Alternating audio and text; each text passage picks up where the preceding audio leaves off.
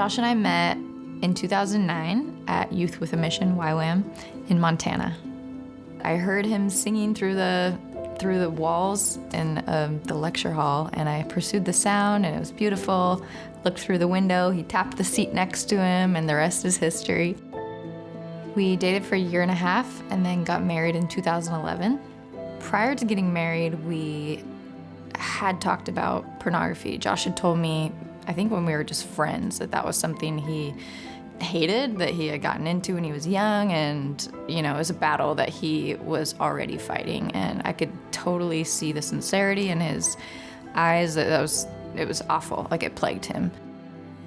I struggled with pornography before marriage and also brought it into marriage.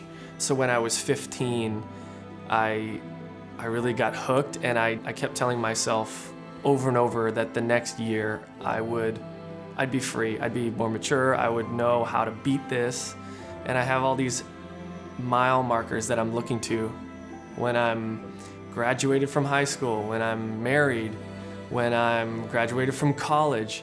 I'd be free, I'd be more mature, I would know how to beat this, and those milestones would come and go.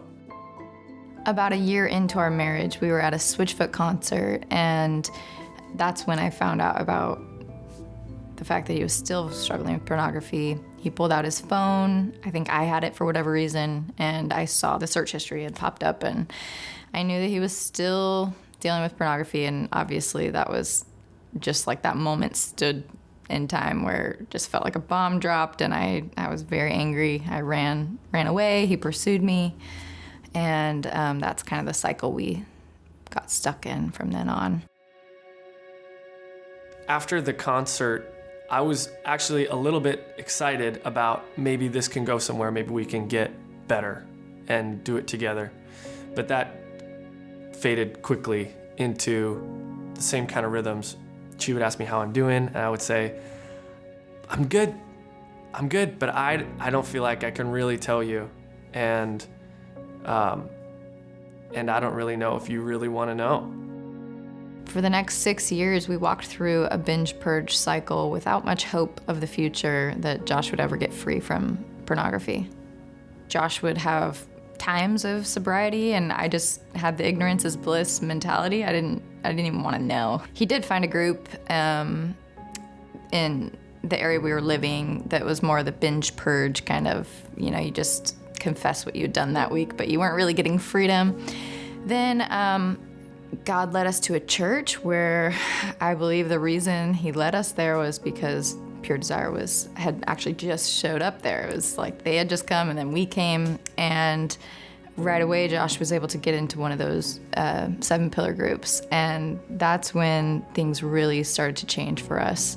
The difference between the 7 Pillars group and what I had been doing before with my other group was that the 7 Pillars group really taught me why I was relapsing, rather than trying to give me kind of rubber band tricks to kind of not act out. This was more of an explanation of there's other things wrong, not just that women are or aren't attractive. There's something else at a deeper level that's dysfunctional and that needs to get solved. Quickly, I saw the fruit from it. He was just a different person, and I was so proud of him, and I was so excited because I could tell that, we're not going to deal with this anymore. And it was really exciting because it was exhausting to be in that cycle. And so, of course, I just started to feel like I got to catch up to him. He's running after the Lord, and I want to follow.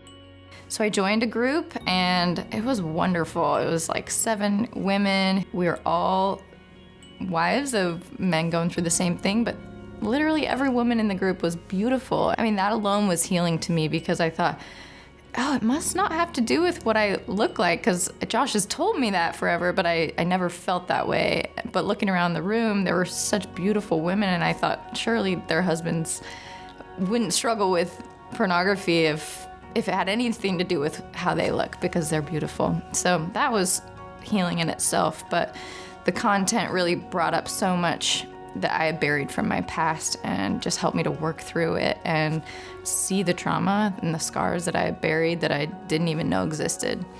One of the ways that the 7 Pillars curriculum was so transformational for me was that it paired kind of the head and the heart.